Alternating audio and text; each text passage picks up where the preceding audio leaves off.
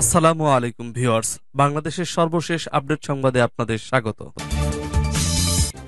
জানিয়ে দিব আমাদের হাতে থাকা সর্বশেষ গুরুত্বপূর্ণ আপডেট বাংলা সংবাদ। ভারতের কূটনৈতিক মাথাব্যথার কারণ এখন শেখ হাসিনা। জানিয়ে দিব শেখ হাসিনার সঙ্গে হত্যা মামলায় আসামি দিলীপ, দোলন ও ডিপজল। থাকছে বাংলাদেশ নিয়ে নতুন পরিকল্পনা, পাকিস্তানের প্রস্তুত রোডম্যাপও।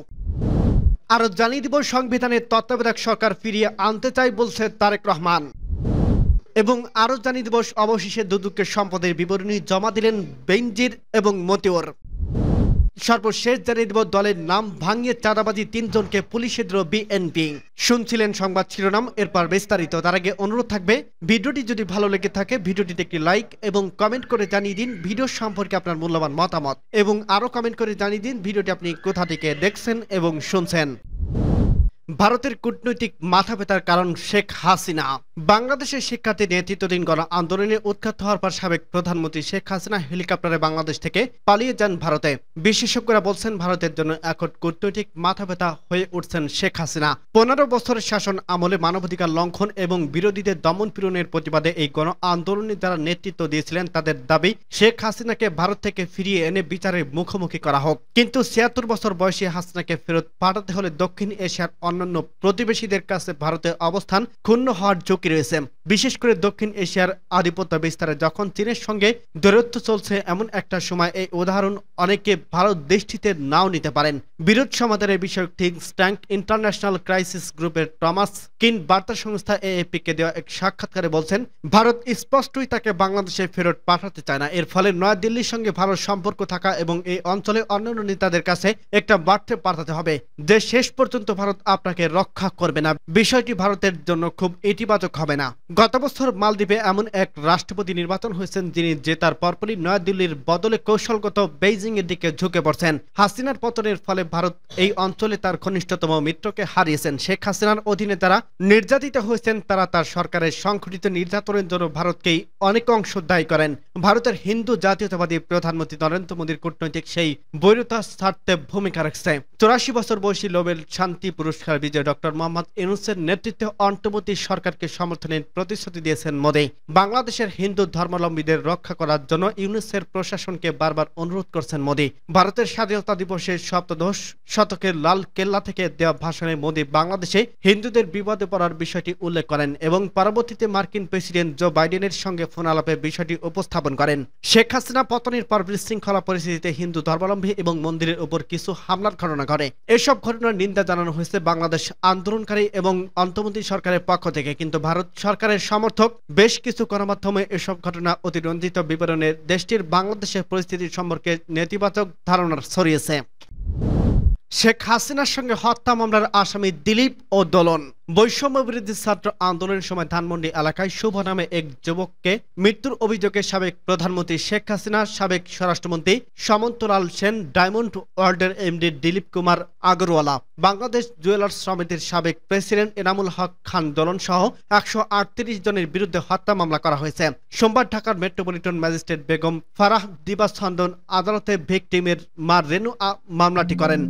আদালতে police bureau of investigation PBI কে অভিযোগের বিষয়টি তদন্ত করে প্রতিবেদনে দাখিলের নির্দেশ দেন। অপর আসামিদের মধ্যে রয়েছেন সাবেক সেতুমন্ত্রী ওবায়দুল কাদের, সাবেক স্বরাষ্ট্রমন্ত্রী আসাদুজ্জামান খান কামাল, সংসদ সদস্য মইনুল হোসেন খান নিখিল, সাবেক প্রতিমন্ত্রী কামাল আহমেদ মজুমদার, সাবেক সংসদ সদস্য ইলিয়াস মোল্লা, সাবেক পাট ও বস্ত্রমন্ত্রী জাহাঙ্গীর কবির ননক, সাবেক সংসদ সদস্য সাদেক খান, সাবেক সংসদ সদস্য ফরদৌস আহমেদ, স্বেচ্ছাসেবক লীগের সভাপতি গাজী মেজবাউল হক বাদশম, সাবেক সংসদ সদস্য সাবিনা আক্তার তোহিন, অভিনেতা মনোয়ার হোসেন ডিপজল, নূর আলম সিদ্দিকের ছেলে তাহজিব আলম সিদ্দিক, ডায়মন্ড ওয়ার্ল্ড লিমিটেডের ব্যবস্থাপক পরিচালক এমডি দিলীপ কুমার আগরওয়ালা, বাংলাদেশ জুয়েলার্স সমিতির সাবেক প্রেসিডেন্ট এনামুল হক খান দোলন। বৈষম্য বিরোধী ছাত্র আন্দোলনের সময় গত 19 জুলাই ধানমন্ডি থানাধীন 3 নম্বর রোডে গুলিবিদ্ধ হন শুভ। পরদিন চিকিৎসাধীন অবস্থায় সে মারা যায়। বৈষম্য বিরোধী ছাত্র আন্দোলনের সময় অক্সফোর্ড এয়ার নাইবেরিয়ার কলেজের এসএসসি পরীক্ষার্থী আসিফ ইবনে ইমরান ইসাকে গুলি করে হত্যা চেষ্টার অভিযোগ শেখ হাসিনা সহ 33 জনের বিরুদ্ধে মামলা করা হয়েছে। সোমবার ঢাকা মেট্রোপলিটন ম্যাজিস্ট্রেটের আফনান সুমির আদালত আদালতে ইসার বাবা আইয়ুব মোহাম্মদ আরমান আলী জুয়েল মামলাটি করেন। আদালতে মামলাটি পিবিআইকে তদন্তের নির্দেশ দেন। অপর আসামিদের মধ্যে রয়েছেন সাবেক মন্ত্রী ওবায়দুল কাদের, আসাদুজ্জামান খান কামাল ও সাবের Chowdhury, IGP Chowdhury Abdullah Al Mamun, DMP commissioner Habibur Rahman, সাবেক ডিবি প্রধান Haruna Rashid, DMP commissioner Biplab Kumar সরকার। বৈষম্য বিরোধী ছাত্র আন্দোলনের সময় গত 19 জুলাই রামপুরা থানাধীন বনশ্রী এলাকায় গুলিবিদ্ধ হন এসা। বাংলাদেশ নিয়ে নতুন পরিকল্পনা পাকিস্তানের, প্রস্তুত রোডম্যাপও। বাংলাদেশ নিয়ে নতুন করে ভাবতে শুরু করছে পাকিস্তান। গত আগস্ট মাসের শুরুতে ছাত্র জনতার গণবিক্ষোভের মুখে ক্ষমতাচ্যুত হয়ে ভারতে আশ্রয় নেন শেখ হাসিনা। ডক্টর ইউনূসের নেতৃত্বে বাংলাদেশের দায়িত্ব গ্রহণ করে অন্তর্বর্তী সরকার। এরপর বাংলাদেশের সঙ্গে সম্পর্ক নিয়ে নতুন করে তৎপর শুরু হয়েছিল।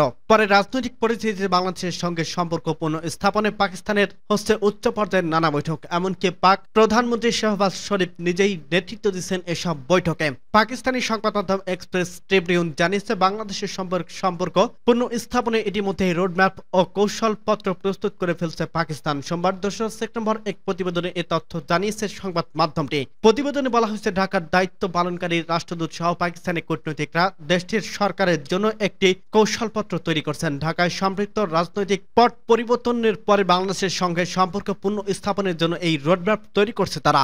এক্সপ্রেস ট্রিবিউন জানিয়েছে, বাংলাদেশের সঙ্গে সম্পর্কে কিভাবে উন্নয়ন ঘটানো যায় সেই কৌশল নিয়ে আলোচনা করতে বাংলাদেশে অতীত দায়িত্ব পালন করা পাকিস্তানের সাবেক হাই কমিশনার এবং অবসরপ্রাপ্ত অন্যান্য কূটনীতিকদের আমন্ত্রণ জানিয়েছে পাকিস্তানের শাহবাজ শরীফ। সংবাদ মাধ্যমটি বলছে, অবসরপ্রাপ্ত রাজনৈতিকদের কাছ থেকে তথ্য ও পরামর্শ নেওয়ার জন্যই এই বৈঠকে ডেকেছিলেন প্রধানমন্ত্রী শাহবাজ শরীফ। গত মাসের শুরুতে ছাত্র জনতার গণ অভ্যুত্থানের পক্ষে ক্ষমতাচ্যুত হয়ে ভারতে আশ্রয় নেন শেখ হাসিনা। এর মাধ্যমে আওয়ামী লীগের 15 বছরের সুশাসনের সমাপ্তি ঘটে। আর হাসিনার ক্ষমতাচ্যুতের হকেই বাংলাদেশের সঙ্গে সম্পর্ক ভালো করার সূচনা হিসেবে দেখছে পাকিস্তান। হাসিনার 15 বছরের শাসন আমলে পাকিস্তান ও বাংলাদেশের মধ্যে সম্পর্ক টানাপোড়েন ছিল। যদিও ইসলামাবাদে বারবার ঢাকার সঙ্গে সম্পর্ক উন্নয়নের চেষ্টা করছে, কিন্তু হাসিনার সেই প্রচেষ্টা প্রত্যাখ্যান করছেন। এক্সপ্রেস ট্রিবিউন বলছে, বাংলাদেশের প্রতিষ্ঠাতা শেখ মুজিবুর রহমান কন্যা ভারতের সঙ্গে ঘনিষ্ঠ সম্পর্ক গড়ে তোলেন এবং তিনি প্রায় পাকিস্তানের নানা বিষয়ে নয়াদিল্লির সঙ্গে পরামর্শ করতেন। এছাড়া পাকিস্তান বিরোধিতাকে হাসিনা তার রাজনৈতিক কৌশল হিসেবে নিয়েছিলেন।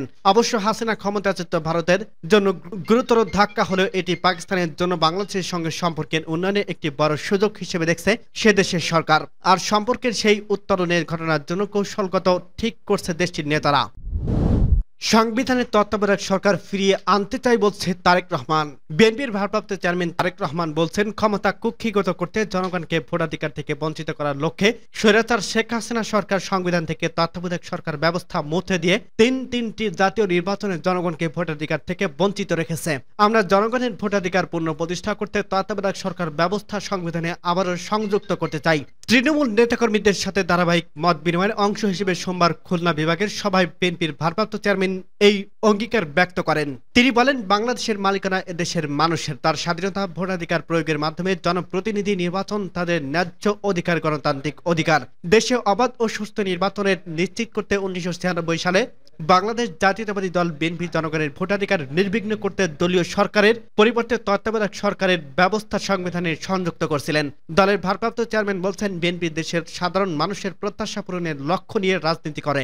মানুষের নিরাপত্তা, বাক স্বাধীনতা, শান্তিতে ব্যবসা বাণিজ্য করার অধিকার, তরুণ ও যুবকের কর্মস্থান, নারীর মর্যাদা এবং নিরাপত্তা, বর্ণ, ধর্ম, ক্ষেত্র, গোষ্ঠীর সমতল, পাহাড়ি নির্বিশেষে সকলের জন্য সমান রাষ্ট্রীয় অধিকার নিশ্চিত করা, দেশের আইন শাসনের প্রতিষ্ঠা করা, বিচার, আইন ও নির্বাহী বিভাগের মধ্যে ক্ষমতার ভারসাম্য আনা, সকলের জন্য স্বাস্থ্য সুবিধা নিশ্চিত করা, কৃষি পণ্যের ন্যায্য মূল্য প্রাপ্তি এবং সর্বোপরি স্বাধীনতা, দেশের সার্বভৌমত্ব নিশ্চিত করায় বিএনপির রাজনৈতিক অগ্রাধিকার। তিনি আবেগের সাথে বলেন যে বাড়িতে শহীদ প্রেসিডেন্ট জিয়াউর রহমান বাস করতেন, সে বাড়িতে প্রতিটি ইঞ্চিতে তার ও তার ভাইয়ের শৈশব কৈশোরের স্মৃতি জড়িয়ে আছে। যে বাড়ি তার মায়ের সংসারের সূচনা আর বৈধব্যের বেদনার সাক্ষী, সেই বাড়ি থেকে দেশনেত্রী বেগম খালেদা জিয়াকে কতটা অসম্মানজনক এবং অন্যায়ভাবে উচ্ছেদ করা হয়েছে সেটা দেশবাসী দেখছে। অবশেষে দুদককে সম্পদের বিবরণী জমা দিলেন বেনজির এবং মতিউর। অবশেষে দুর্নীতি দমন কমিশন দুদক এর কাছে সম্পদের বিবরণী জমা দিয়েছেন পুলিশের সাবেক আইজিপি বেজির আহমেদ এবং ছাগলকাণ্ডে আয়োজিত জাতীয় রাজস্ব বোর্ডের এনবিআর সাবেক কর্মকর্তা মতিউর রহমান। 2 দফার সময় বৃদ্ধির পর গত বৃহস্পতিবার তারা পরিবার সহ সম্পদের হিসাব জমা দেন। দুদকের একজন ঊর্ধ্বতন কর্মকর্তা আজ রোববার 1 সেপ্টেম্বর বিষয়টি উপস্থাপন করেন। দুদক সূত্রে জানা গেছে, এসব সম্পদের হিসাবের সাথে বাস্তবে দুদকের অনুসন্ধানে উঠে আসা সম্পদের পরিমাণ যাচাই বাছাই করেই পরবর্তী মামলার পদক্ষেপ নেওয়া হবে। সংস্থাটি এখন পর্যন্ত বেইজিং ও তার পরিবারের নামে 697 বিঘা জমি, 19টি কোম্পানির শেয়ার, ঢাকায় 12টি ফ্ল্যাট, 30 লক্ষ টাকার সঞ্চয়পত্র, 33টি ব্যাংক ও 3টি ভিও হিসাব খুঁজে পেয়েছে। আদালতের আদেশে এসব সম্পদ জব্দ ও অবরুদ্ধ করা হয়েছে। এদিকে মতিউর ও তার স্বজনদের নামে অন্তত 65 বিঘা জমি, 8টি ফ্ল্যাট, 2টি রিসোর্ট এবং পিকনিক স্পট এবং 3টি শিল্প প্রতিষ্ঠানের তথ্য পেয়েছে দুদক। মতিউর রহমান ও তার পরিবারের সদস্যদের নামে থাকা ব্যাংক হিসাব, মুঠোফোন আর্থিক সেবায় হিসাব ও শেয়ার বাজারের বিও হিসাব জব্দ করা হয়েছে। এর আগে গত 24 জুন মতিউর ও তার প্রথম পক্ষের স্ত্রী এবং সন্তানের বিদেশ যাত্রার নিষেধাজ্ঞা দেন আদালত। দলের নাম ভাঙিয়ে চাঁদাবাজি 3 জনকে পুলিশে দিল বিএনপি। সুনামগঞ্জে দলের নাম ভাঙিয়ে আদালতের প্রশাসনিক শাখায় চাঁদাবাজির সময় 3 জনকে আটক করে পুলিশে দিয়েছেন বিএনপির নেতাকর্মীরা। সোমবার 2 সেপ্টেম্বর সুনামগঞ্জ জেলা দায়রের জজ আদালতে এ ঘটনা ঘটে। আটককৃতরা হলেন সুনামগঞ্জ পৌর শহরের আফতাবনগরের বাসিন্দা আহমেদ আহাদের ছেলে মোস্তাক হোসেন ও ফারুক আহমেদের ছেলে কবির হোসেন এবং পশ্চিম সুলতানপুর বাসিন্দা আব্দুল জলিলের ছেলে সাইফুল ইসলাম। আদালতের নজির মোহাম্মদ কামরুজ্জামান শিশির জানায়, ছাত্রদল করার কারণে 2021 সালে আদালতের চাকরির নিয়োগ পাননি সাইফুল ইসলাম রাহি নামের এক যুবক। সেখানে এখন তারা মামলা করতে চান। মামলা থেকে বাঁচতে হলে তাদেরকে টাকা দিতে হবে বলে জানান আটককৃতরা। পরে বিএনপির নেতাকর্মীদের খবর দিলে তারা সেখানে গিয়ে আটক করে পুলিশে দেন। এরপর চাঁদাবাজির বিরুদ্ধে আদালতের পক্ষ থেকে মামলা করা হবে বলে জানান তিনি।